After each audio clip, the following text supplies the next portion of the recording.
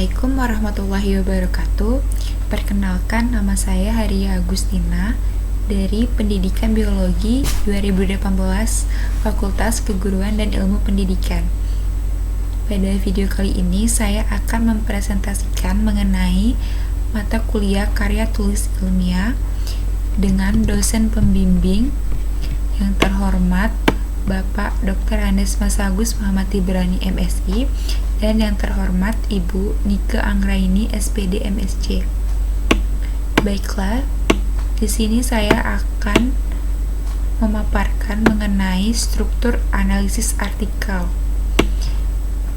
Di sini untuk calon skripsi saya mengambil judul yaitu Studi Etnobotani Pemanfaatan Gambir di Desa Toman, Kecamatan Babatoman dan Sumbangannya pada Pembelajaran Biologi oleh Haria Agustina. Di sini saya sudah memilih 3 artikel yang terkait dengan topik judul yang akan saya buat. Nah, untuk judul yang pertama yaitu Kajian Etnobotani Masyarakat Desa Berdasarkan Kebutuhan Hidup. Untuk artikel yang kedua yaitu Eksplorasi dan Karakteristik Morfologi Tanaman Gambir Liar Uncaria Gambir Rops pada lahan gambut dataran rendah di Kota Pekanbaru. Sedangkan yang artikel yang ketiga yaitu Perkembangan Kehidupan Sosial Ekonomi dan Budaya Petani Gambir di Desa Toman, Kecamatan Babatoman, Kabupaten Musi Banyuasin tahun 1990 sampai 2015 serta sumbangannya pada materi pembelajaran sejarah Indonesia kelas 10 MIPA di SMA Negeri 1 Babatoman.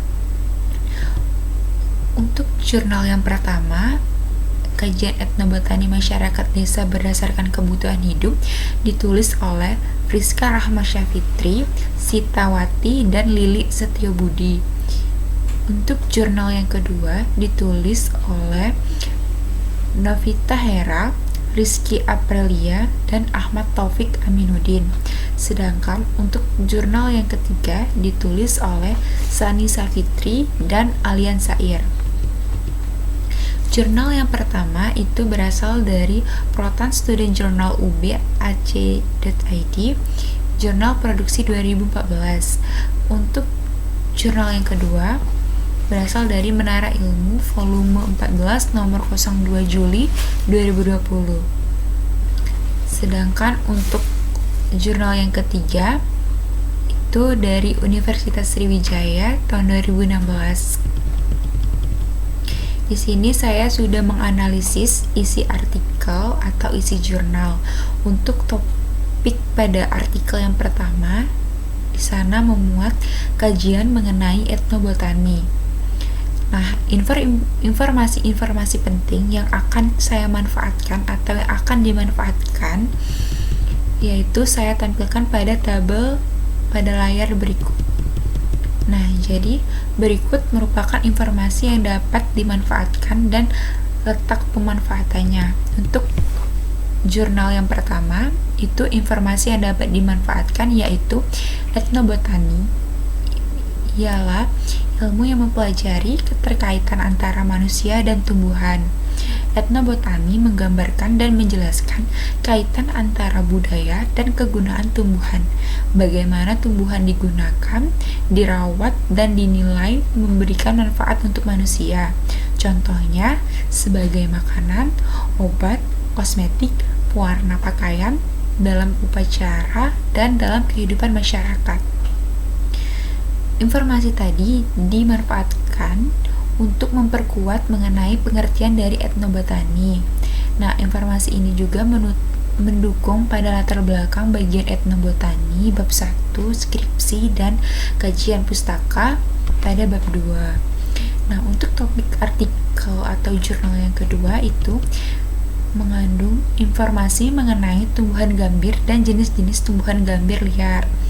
Nah, informasi-informasi penting yang akan dimanfaatkan yaitu yang pertama, Tanaman gambir merupakan tanaman perdu, termasuk salah satu di antara famili Rubiaceae atau kopi-kopian yang memiliki nilai ekonomi tinggi, yaitu dari ekstrak atau getah daun dan ranting yang mengandung asam catechutanat atau tanin, katechin, pirokatechol, fluoresin, lilin, fix oil. Nah, informasi ini memperkuat mengenai klasifikasi gambir. Selain itu, informasi ini juga mendukung latar belakang bagian informasi mengenai klasifikasi tumbuhan gambir pada bab 1 skripsi dan kajian pustaka pada bab 2 skripsi. Selanjutnya, informasi yang dapat dimanfaatkan yaitu tanaman gambir lebih banyak tumbuh sebagai tanaman belukar pada lahan dengan vegetasi berupa gulma paku-pakuan dan rumput-rumputan. Karena pada vegetasi semak, maka tanaman gambir akan mendapatkan intensitas cahaya yang lebih baik. Nah, informasi ini mendukung habitat dari tumbuhan gambir, sehingga mendukung latar belakang bagian tambahan informasi mengenai gambir di bab 1 dan kajian pustaka bab 2. Untuk informasi yang ketiga yaitu, menurut Yunus 2002, tanaman gambir suka dengan tanah yang tidak terlalu subur, agar tidak menyebabkan pertumbuhan vegetatif tanaman menonjol, sehingga kadar air yang ada dalam daun gambir akan lebih banyak daripada kandungan getahnya. Nah, informasi ini menunjukkan bahwa adaptasi tumbuhan gambir pada kondisi tertentu. Hal ini akan menunjang keterkaitannya dengan adaptasi gambir pada lokasi yang akan dipilih oleh peneliti. Oleh sebab itu, informasi ini akan diletakkan pada kajian pustaka bab 2.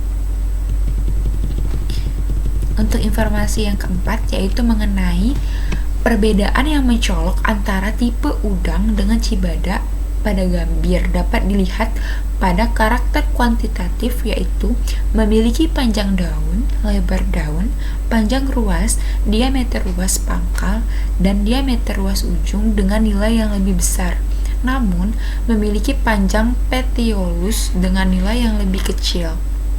Sedangkan pada karakter kualitatif terdapat perbedaan pada karakter warna pucuk yang lebih merah dan warna batang yang coklat kemerahan. Hal ini sesuai dengan hasil penelitian Denian tahun 2008 bahwa tipe udang memiliki panjang ruas yang lebih pendek dibandingkan dengan tipe cibada. Tipe udang memperlihatkan warna ranting coklat kemerahan, warna daun tua sampai coklat, warna pucuk merah, dan warna bunga merah. Informasi ini menunjukkan karakter morfologi gambir. Informasi ini akan mendukung kajian pustaka pada bab 2. Nah, untuk topik yang ketiga itu artikel tersebut memuat mengenai sejarah perkebunan gambir dan kaitannya dengan budaya di Desa Toman, Kecamatan Babatoman. Nah, informasi-informasi penting yang akan dimanfaatkan yaitu yang pertama, tanaman gambir merupakan salah satu tanaman komoditi ekspor utama yang diperdagangkan oleh pedagang-pedagang Nusantara pada era pertumbuhan dan perkembangan Islam di Nusantara. Informasi ini memperkuat mengenai manfaat gambir yang telah menjadi komoditi ekspor. Informasi ini mendukung latar belakang bagian informasi mengenai klasifikasi tumbuhan gambir pada bab 1 skripsi dan kajian pustaka. Selain itu, informasi tadi memuat pemanfaatan gambir telah menjadi komoditi ekspor. Untuk informasi yang kedua yaitu, secara tradisional tanaman gambir banyak dimanfaatkan oleh masyarakat Nusantara sebagai campuran makan sirih dan tanaman obat berdasarkan Ensiklopedia Nasional Indonesia tahun 2004. Nah, informasi ini menunjukkan bahwa gambir memiliki berbagai manfaat bagi masyarakat, sehingga mendukung latar belakang bagian tambahan informasi mengenai gambir di bab 1 dan kajian pustaka bab 2. Selanjutnya yaitu sirih, pinang, dan gambir juga telah menjadi bagian yang tidak dapat dipisahkan dari adat istiadat masyarakat Melayu. Saleh 2014 menyatakan bahwa tepak siri merupakan suatu perkara yang mesti ada dalam adat perkawinan masyarakat Melayu. Jika tepak siri tiada dalam adat Meminang, maka mereka yang mendukung adat itu dikatakan tidak tahu adat.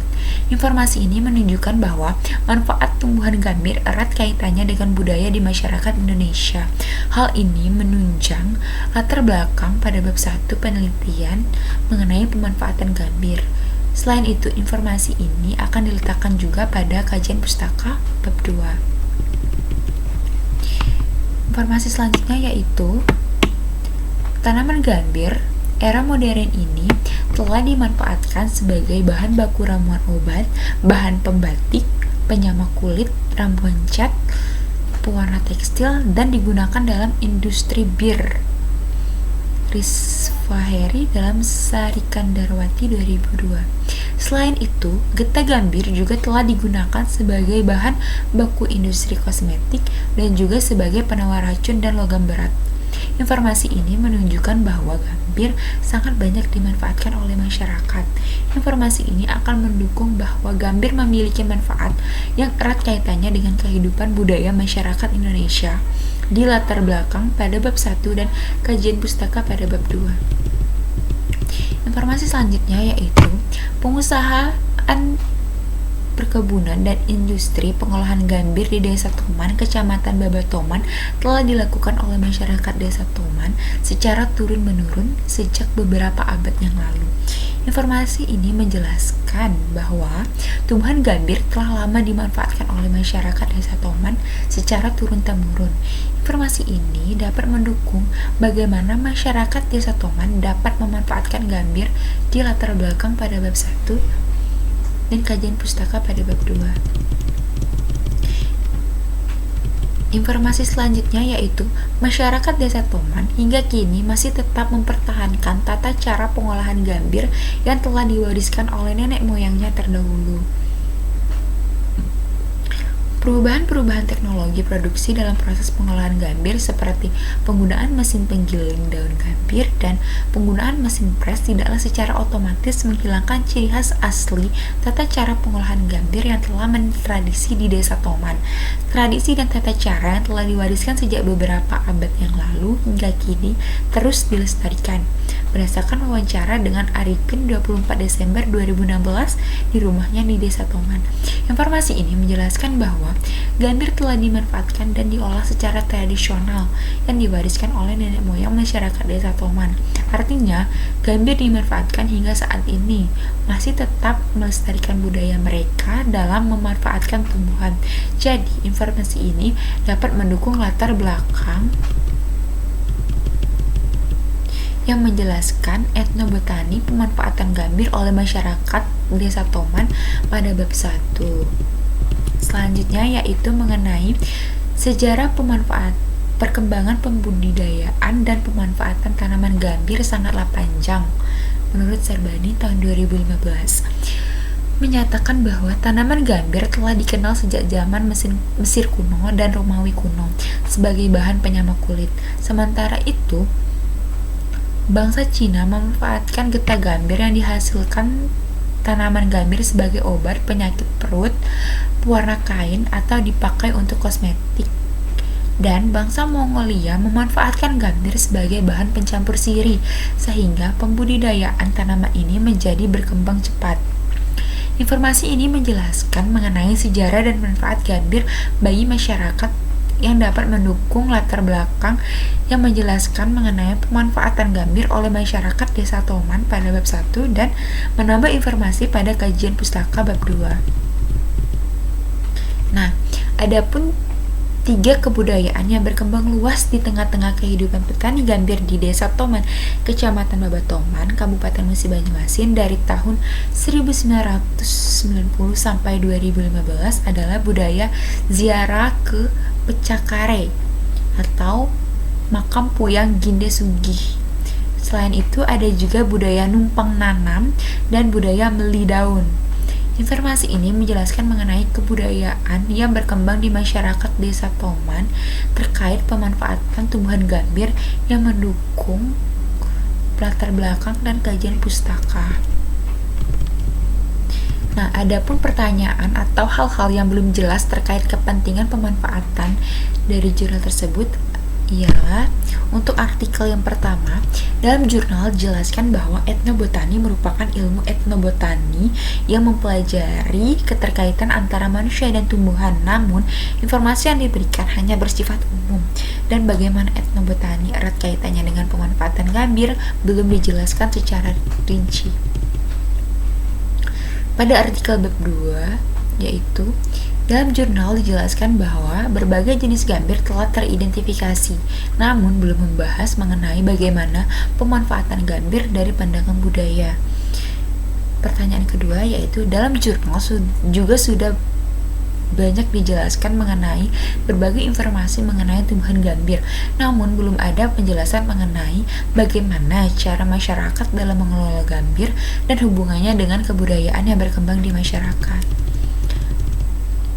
Pada artikel yang ketiga, yaitu dalam jurnal dijelaskan bahwa gambir telah berkembang beriringan dengan budaya pada masyarakat desa Toman, namun hanya mengulas tentang sejarah perkembangan gambir dan cara pengolahan gambir saja.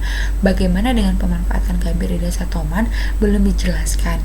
Selain itu, apakah hanya sebatas sebagai komoditi ekspor saja? Nah, pertanyaan kedua, gambir memiliki berbagai manfaat, terutama getahnya. Namun, pada jurnal ini hanya membahas mengenai aspek ekonomi dan sosial tumbuhan gambir di masyarakat desa Toman. Bagaimana pemanfaatan gambir sebagai obat, bahan kosmetik, pewarna tekstil, dan manfaat lainnya belum dijelaskan. Demikianlah presentasi saya mengenai analisis jurnal terkait calon judul skripsi saya. Mohon maaf jika ada salah-salah kata dan kurang, karena kesempurnaan hanya milik Allah. Semoga bermanfaat. Saya akhiri. Wassalamualaikum warahmatullahi wabarakatuh.